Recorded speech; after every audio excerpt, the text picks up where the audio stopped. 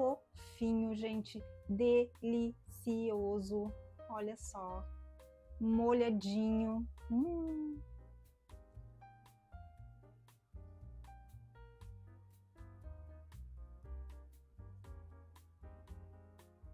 A receita de hoje é esse bolo de chocolate molhadinho, delicioso. Olha só, estilo anos 80, sem glúten, sem lácteos, com fibra. Vou ensinar tudo passo a passo, substituição, como você vai enriquecer ainda mais esse bolo, opções de cobertura, tudo para deixar o seu bolo do seu jeitinho adequado à sua dieta.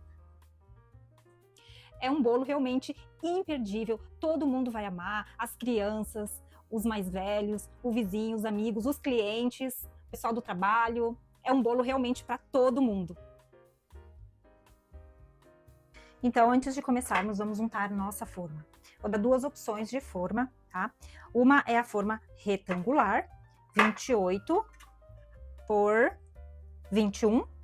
28 por 21, ela tem 4 centímetros de altura. Não vai ficar um bolo muito alto, mas vai ficar com uma altura satisfatória. A outra opção é a forma quadrada de brownie.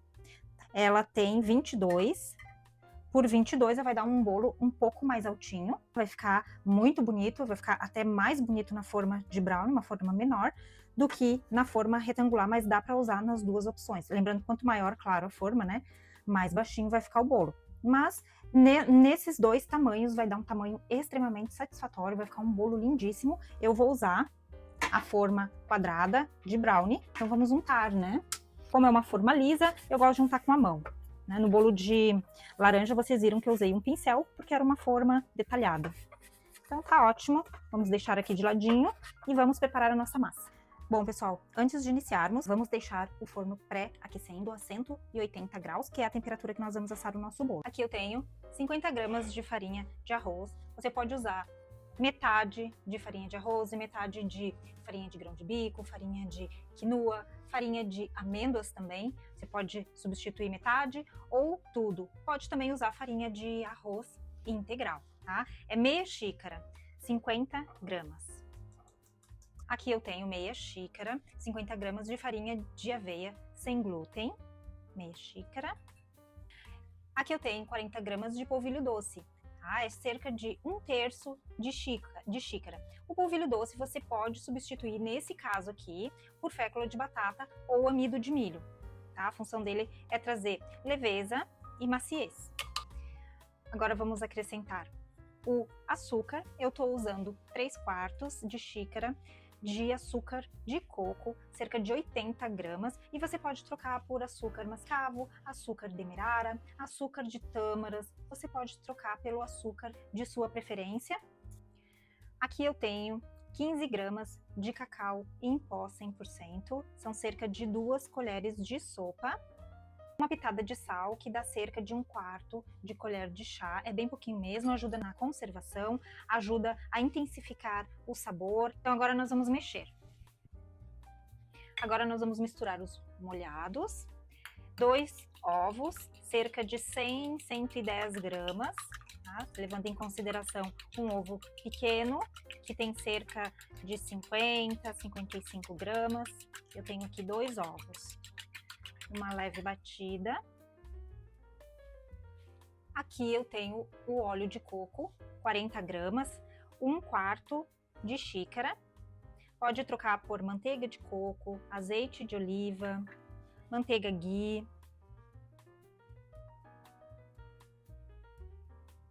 Agora chegou a hora de adicionarmos o leite vegetal. O meu leite vegetal é o leite de amêndoas, você pode usar outro leite vegetal, leite de coco, leite de amendoim eu não recomendo porque dá um gosto forte de amendoim, mas um leite neutro. Aqui eu tenho 200 ml de leite vegetal. Se você for usar o leite de coco comprado, é uma garrafinha. Aquelas garrafinhas de leite de coco que tem na prateleira do supermercado, é aquela quantidade. O meu é de amêndoas. Eu tenho receita do leite de amêndoas aqui no canal, se você quiser usar.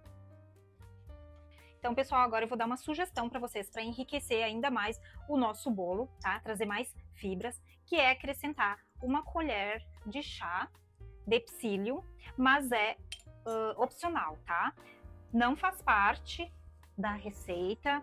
Você também pode trocar o psyllium por farinha de linhaça ou chia. Realmente é uma estratégia para agregar mais nutrientes ao nosso bolo. Ele vai trazer mais fibras. E o último ingrediente, que é uma colher de sopa de fermento em pó, equivalente a 12 gramas.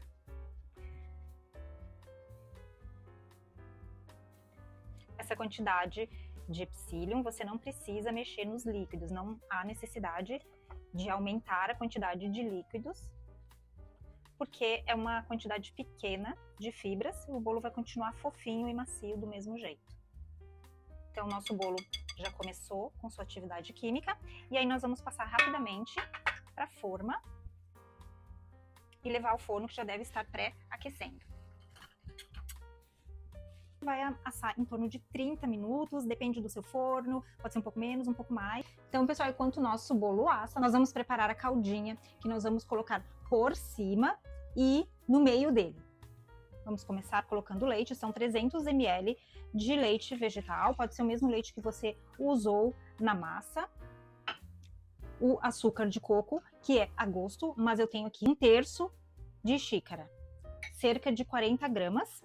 Agora nós vamos misturar o cacau, 1 colher de cacau com 2 colheres de manteiga de coco, tá? Nós vamos fazer uma pastinha. Deixa eu ligar aqui, já vamos ligando o fogo, né?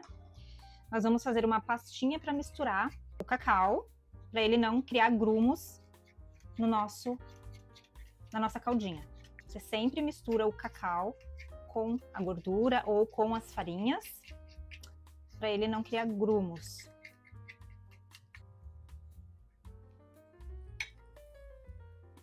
Agora mexemos. Essa vai ser uma caldinha que vai servir para molhar o bolo. Agora nós deixamos aqui ferver, porque ela precisa adquirir determinada consistência. Então, pessoal, olha só, o ponto da calda é este, tá? Ó. E o ideal é que a calda seja colocada no bolo enquanto ela estiver quente, tá? Porque daí ela penetra melhor na massa. Ela vai dar uma engrossadinha depois, por isso ela precisa entrar quente nos furos que a gente vai fazer no bolo. Pessoal, o bolo já está pronto. Se você quiser um bolo mais alto, aí tem que dobrar a receita, mas ele já tá com uma altura satisfatória. O meu bolo assou 28 minutos, eu tirei um pouquinho antes, tá?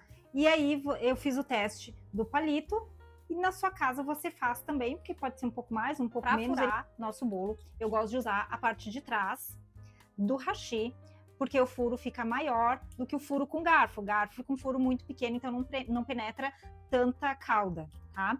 E aí eu uso o hashi, mas você pode usar a parte de trás de uma colher também, ou você pode usar um canudo, tá? Eles têm um diâmetro semelhante, e aí dá um furo que entra bastante calda e vai ficar um bolo bem molhadinho, bem satisfatório, bem gostoso. Não tem problema que fique um furo muito perto um do outro, porque a caldinha depois ela vai dar uma endurecida e aí vai ficar como uma ganache dentro do bolo.